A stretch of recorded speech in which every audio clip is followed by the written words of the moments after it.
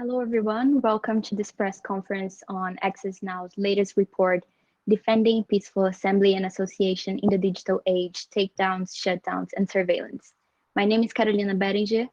I am a summer policy intern at Access Now, and I'm honored to moderate this press conference and to join you today along with Laura O'Brien, our UN Advocacy Officer, and Peter Misek, our General Counsel and UN Policy Manager, who both led Access Now's report. Well, throughout 2020, we have been seeing a rising tide of protests worldwide that are sparking discussions on the rights to freedom of peaceful assembly and of association. The outbreak of the COVID-19 pandemic shed light on the impact of technology on both the protection and the restriction of such rights. Earlier this week, Access Now published its first report focused exclusively on the intersection of technologies and the rights to freedom of peaceful assembly and of association. For this press conference, I will first give the floor to Laura and Peter, who will introduce themselves and then expand on the content of the report. And after their initial remarks, I will be posing them some questions. So if you have any questions, please send them in the chat and I will address them to Laura and Peter. Thank you all for joining us today. And Laura, the floor is yours. Great, thank you, Carolina, and thank you everyone for joining this session. So we'll kick off the discussion today by providing an overview of our report. As I'm sure many of you have been attending RightsCon online sessions, you haven't had the opportunity to read a 50-page paper with over 200 footnotes. And on that note, I would like to also, if you haven't checked it out already, we do have a much more digestible 5-page summary of the report, which really distills, the key case studies, key takeaways, and recommendations. And as Carolina mentioned, I'll then hand it off to my colleague, Peter Misek, who will then focus in on some of the case studies of protests worldwide, highlighting both the power and also the fragility of those exercising their right to freedom of peaceful assembly and association in the digital age. We'll then conclude by answering your questions. So as our executive director, Brett Sullivan, announced during opening ceremonies, we're very pleased to launch this report, which was co-authored by myself and Peter. So what led us to write this report? Why did we decide to write this report now?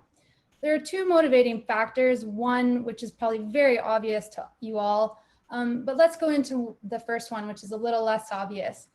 We at Access Now haven't previously had a dedicated thematic focus to freedom of association and assembly, but we were quickly noting a pattern in our work that this topic is really very much intersected in all that we do. So for instance, the Digital Security Helpline provides 24/7 direct technical assistance to a lot of different groups, including activists and human rights defenders. We also have our Keep It On Coalition, which is over 220 organizations from 99 countries around the world. And in their latest Keep It On report from 2019, we documented that the most commonly observed cause of internet shutdowns were protests. So it was really this intersection of our work that was juxtaposed against this current global context that we're in right now.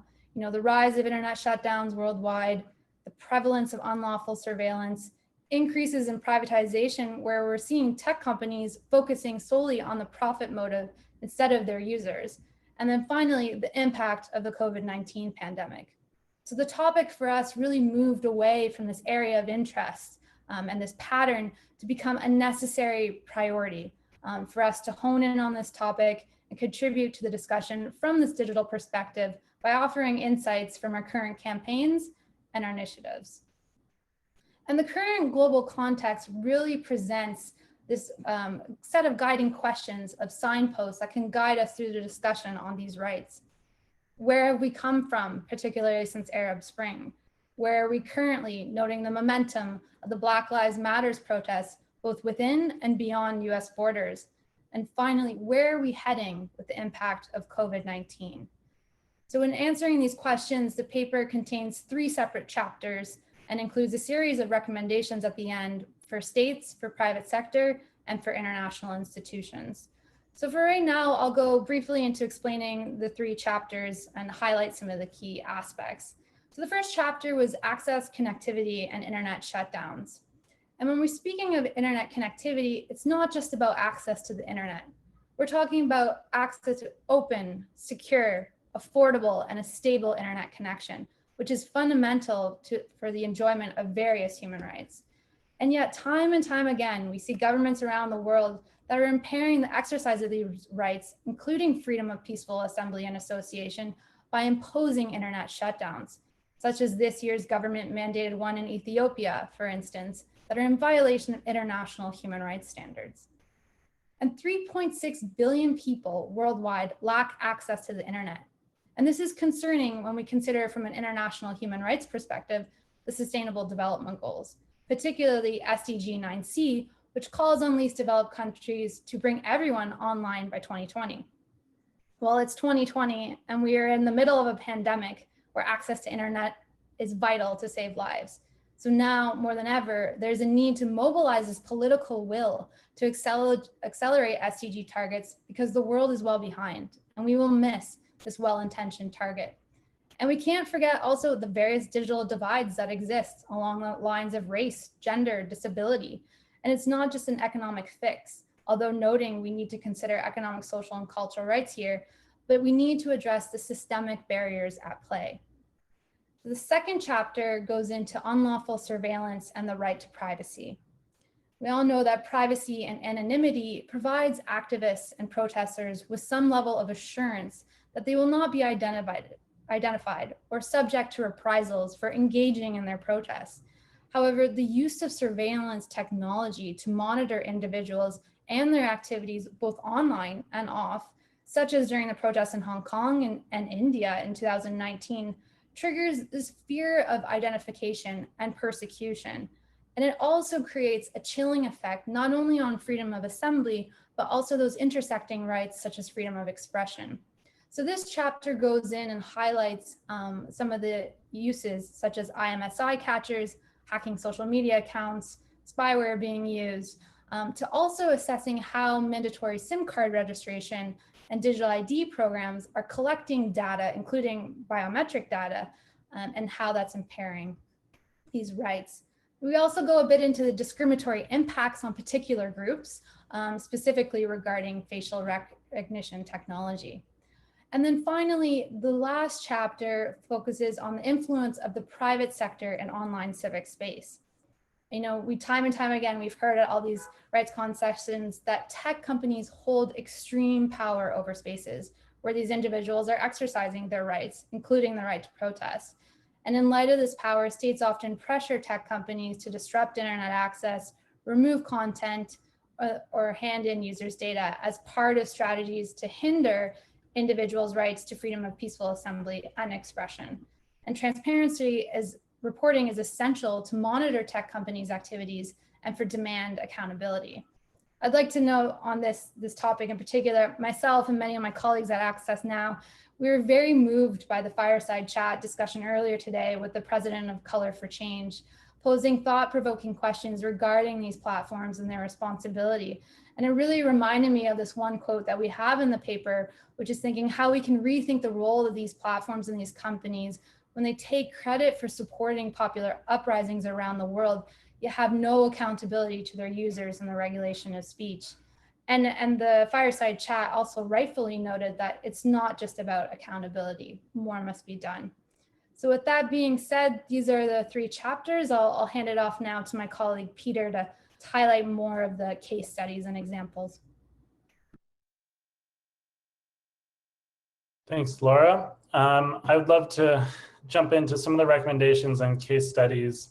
I just want to emphasize a few things at the start that really underlie the thinking behind the paper and our contribution to the development of this right at this time. And that those are three. First up, this right applies online. You'll see this reflected in the new general comment issued by the Human Rights Committee on the rights of peaceful assembly and association. This right applies online as offline. And as we all know, during the COVID epidemic and this social distancing, we are left in a place where in order to connect with one another, in order to do our work and maintain our livelihoods, and of course to participate in collective action, we must use information and communication technologies, ICTs, and we rely on the internet. So this right also applies online as offline, including to remote participation and digital assemblies. This right also applies during crises. Just because there is a crisis does not negate our fundamental rights. The crisis could be a pandemic like COVID. It could be a political crisis like demonstrations. And that's one of the case studies in our paper, looks at the crisis currently in Ethiopia following the assassination of the charismatic musician and leader Hakalu Hundessa. And the protests and demonstrations that took place there did see violence erupt with hundreds killed. Unfortunately, the response from the government was to clamp down on the spread of information. Information saves lives during pandemics, it saves lives during violent protests, and it saves lives when people can't access emergency services. And we see this response of shutting down the internet as wholly disproportionate and unnecessary and actually unhelpful even during crises. Thirdly, this right is fundamental. This right can't be abridged unless done so in an environment that is clear, that is open, that is showing that it's necessary in a democratic society to interfere with the right, that its interference is proportionate and pursuant to law. And so we apply these principles when looking at these case studies. So in addition to looking at internet shutdowns like we saw in Ethiopia, we looked across the world to Hong Kong, where the world has been inspired by this youth-led movement of the past few years, especially where youth are innovating in ways that are really necessary to protect themselves, their bodies, and their rights. They're innovating to combat increasing police use of technology in order to surveil, in order to stoke fear in the populace, and chilling effects that would negatively impact the collective right to protest. And so what they're doing is responding in ways to the police use of technology like facial recognition technology and covering their faces and their bodies to prevent identification, to uphold their right to anonymity, which is essential to their safe and free and open exercise of this fundamental right to collective action. In Hong Kong, we've seen a series of laws that have been passed in order to strike at this right of anonymity, of anonymous contribution to and participation in public protests, and most recently striking at the rule of law itself, allowing warrantless surveillance and harassment of protesters, as we've seen in the past few days.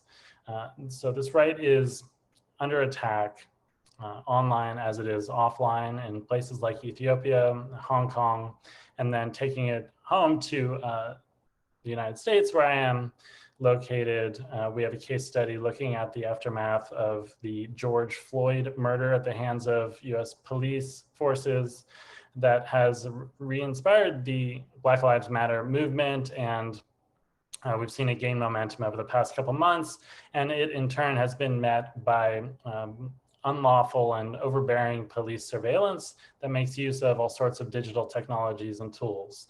The story is still being written on all three of these case studies. As surveillance works, it's meant to be kept hidden and secret. And so often we only learn much later what actually law enforcement authorities and states were up to and what the private sector was helping them to effect, what sorts of measures the state used through procurement of tools and services from the private sector. And in the United States over the last few months, there have been some revelations of police circumventing, for instance, warrant requirements by buying data from private providers like data miner. Police have procured sorry, not just police, but federal authorities, including Customs and Border Protection, part of the Department of Homeland Security, have procured services and devices like drones for one purpose and then repurpose them in order to monitor and surveil peaceful protesters engaged in legitimate exercise of their human rights and constitutional rights. And this public-private partnership is something that we think merits extra attention. So the third chapter of our report deals with the privatization of a lot of the spaces and channels, tools and services that we depend on to exercise our right of peaceful assembly in the digital age, and provides recommendations to the private sector, but also to international institutions and states on how to interact with the private sector in ways that respect fundamental rights and ensure anti-corruption, anti-discrimination, pro-competition, and civilian oversight through transparency and accountability. So yeah, the recommendations run through the case studies and build on them in order to direct states, private sector entities, and international institutions on how to best respect and protect this right in the digital age. One last piece I wanted to point to was that, as we may mention, the paper largely focuses on the right to peaceful assembly, looking at protests and demonstrations, whether spontaneous or organized, but it also does speak a bit to our right to associate. And I think one place that we saw this right most directly distilled and put at risk in the past year was the proposed sale of control over the .org domain space to a private equity firm with no history and no background of running such an important global entity. The .org space Access Now uses, along with the YMCA and Wikipedia and all other sorts of public interest organizations and entities, activists and advocates. And this space was directly put at risk by this fairly shady deal for more than $1 billion that was announced as if it were already packaged and sold without any consultation with those directly affected in civil society and beyond. And so the world quickly mobilized in our community and far beyond to #save.org. And this case study makes it in, and I think it recognizes that our right to associate also applies online and increasingly depends on open and online spaces that hopefully can be protected in the public interest and with human rights by design. Thanks. Thank you both for the overview and the examples. They certainly shed light on the importance and the challenges surrounding peaceful assembly and association nowadays. Moving on to the questions, as Peter illustrated, technologies provide governments and companies with a variety of tools to undermine the right to protest by facilitating monitoring, identification, intimidation, and persecution of protesters. When facing these kinds of repressive policy strategies, what are the tools protesters can use to protect themselves and to circumvent these harmful uses of technology? Yeah, that's a great question, and I've seen it being discussed a lot during the RightsCon online sessions, and there's two that come to mind. So the first, in terms of when we're talking about internet shutdowns, the circumvention tool of virtual private networks, VPNs, mentioned on a session yesterday, actually, on connecting using other platforms through their country's domain to be able to communicate in the face of an internet shutdown, while noting the fact, again, about, wanting access to affordable internet. Affordability is definitely an issue in that. In terms of surveillance, different circumvention tools, we're really seeing a lot of discussions on end-to-end encryption, using tools available such as WhatsApp and Signal, so that they can limit direct access to metadata. And we're routinely seeing these cited in sessions. And I think an important thing to note here is to really ensure that there's the training, the education, and empowerment to accessing this information and continuously reusing these tools. And I think one case study I want to highlight that really, was impressive in how they organized around this was the protesters in Hong Kong. We saw that they were communicating only via secure messaging apps at one point in time, deleting conversations related to protests and using the prepaid SIM cards not linked to their personal information. So I think those certain strategies are very helpful. Yeah, I would add that, in addition to the tools and services that protesters use, but not just protesters, anyone really who wants to reduce their digital footprint and keep confidential and safe their personal information, but also that of their community members. In addition to these tools and services, we should think of the legal infrastructure and the regulatory infrastructure as also protecting our right to engage in peaceful assembly. And everything from data protection laws, which should reduce the amount of information that private sector companies can amass and also share with or even sell to public sector entities. Data protection laws have a role. Of course, surveillance reform, ensuring civilian oversight and warrant requirements. We refer to the 13 necessary and proportionate principles applying international human rights law to communication surveillance as important. So data protection laws, surveillance rules, as well as protections on, of course, speech and the content of our communications. Right, these are very helpful inputs. And you mentioned, Peter, the regulatory framework that we need to be in place to protect assemblies. And I would like to move on to a more institutional framework. The report puts forward recommendations to international institutions, and throughout RightsCon, we have been hearing from these different special rapporteurs on how they are integrating discussions on the digital age into their mandates. Could you elaborate on your views on the importance of the engagement of international organizations, and especially UN special procedures mandate holders, in advancing the respect for the rights to freedom of peaceful assembly and of association in the digital age? Yeah. Sure. Yeah. Go ahead. Go ahead. Yeah, I mean, as Laura can attest, I think there's been excellent work done recently, first and foremost by the mandate holder on the rights of peaceful assembly and of association, which we can speak to. I mentioned human rights committees, and that's the only official body that interprets the International Covenant on Civil and Political Rights. That Human Rights Committee did finally put out a new interpretation of this right in its General Comment 37, which just came out this week. And so there's, I think, long overdue development of this right, but it's really on the work of the Special Rapporteur Vollet and others who are showing that this right not only applies in the digital age, but it takes all sorts of forms that we may not have expected. I think it's really on our community to show the really creative and innovative ways that people are defying a lot of the restrictions and joining together, even if it's not what we usually think of as a big picket with signs in front of Congress.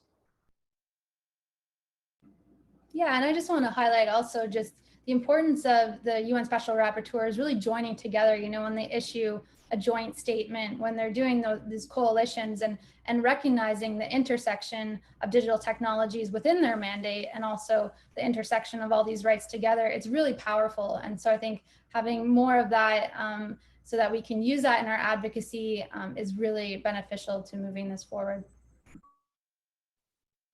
Yeah, just a quick reminder. So if the audience has any questions for Laura or Peter, just put them in the chat and I'll address them to them. And meanwhile, in a related note to what we are discussing now, the report contextualizes the rights to freedom of peaceful assembly and of association in the broader international human rights framework. And we've been seeing engagement from special rapporteurs, for example, and OHCHR in this topic. Why did you choose to analyze this topic from the human rights lens?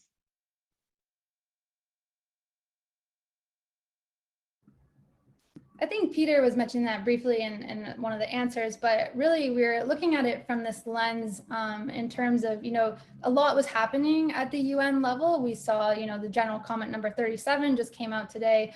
OHCHR had released a report that was assessing digital technologies and the right to protest, all the Human Rights Council resolutions on civic space, on the right to protest, and also intersecting rights such as freedom of expression. So we really wanted to provide an overview of this and update it for advocacy, noting that if doing an assessment on this issue, having just the international level wouldn't be a good sole focus. So we did want to highlight those domestic case studies and also regional perspectives as well, in order to ensure that people have a full picture of what's going on. Yeah, absolutely. I think I would add that we've seen and we've worked closely with partners from based in the global South who particularly note that this right is broadly respected and affirmed in all sorts of regional and national instruments. And so approaching this from a human rights perspective and standpoint is really key to show that this right applies globally. I think it makes even more sense in the digital age when it's so easy to form associations and to assemble across borders using these tools. And again, it's something that hasn't been quite so developed and I guess in a good sense, maybe not quite as politicized as the right to freedom of expression, for example. Great. And now bringing the discussion to the health crisis that we are going through currently.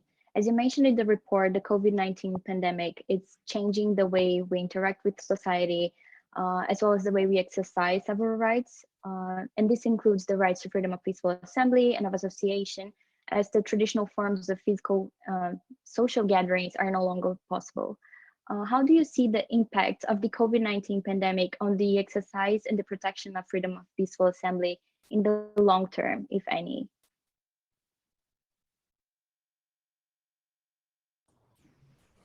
I think yeah, anyone can answer that. It's really happening before our eyes and beneath our fingertips.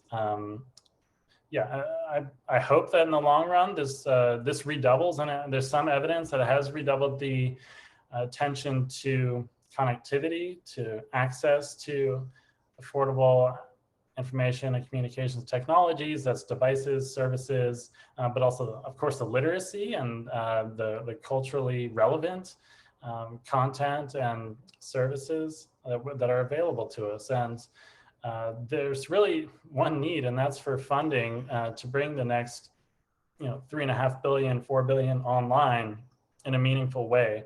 And that is something that I don't think anyone can ignore is a necessity in this COVID-19 pandemic, and will become no less important as we move forward.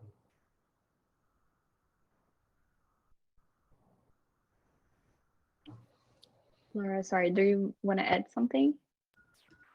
No, I think Peter summarized it quite well. Just to add that, as reiterated in the paper, the aftermath that we have with COVID, it's going to have a triple effect. And I think going back to, SDG 9C, I think that was kind of one of the main things that we were pushing, is to really mobilize this political will around internet access, particularly in COVID. Great. And, we are approaching the end of this press conference, and I have one final question to each of you for your closing remarks. First, Peter, what do we need to work on to advance the respect for the rights to freedom of peaceful assembly and of association in the digital age? What are the pressing challenges right now? Thank you. As I mentioned, I think internet access into the home, not just into the workplaces and the schools and the public plazas that we have made some progress on, but really meaningful broadband access to the home that's not discriminated, that's respecting net neutrality, and that is endowed through really affordable services. That's key. Once we have that, I think well, certainly we can't wait until that comes about, but I think looking much more deeply at the relationship between the state and the private sector with respect to this right is key. As we make the point in the report that Facebook really has an outsized influence, whether it's through its WhatsApp groups, which I think we're all probably a part of, as well as Instagram, but of course Facebook's groups and pages, which number in the millions or hundreds of millions. That is a massive driver of this right in the digital age. It's also a place where, as we've heard quite clearly over the last few days, people suffer undue discrimination and arbitrary and really blatant restrictions that don't comport with international human rights law. So it's looking at the exercise of this right on private platforms, and then trying to ferret out the relationship between states and those private platforms and then other private actors in advancing respect for this right.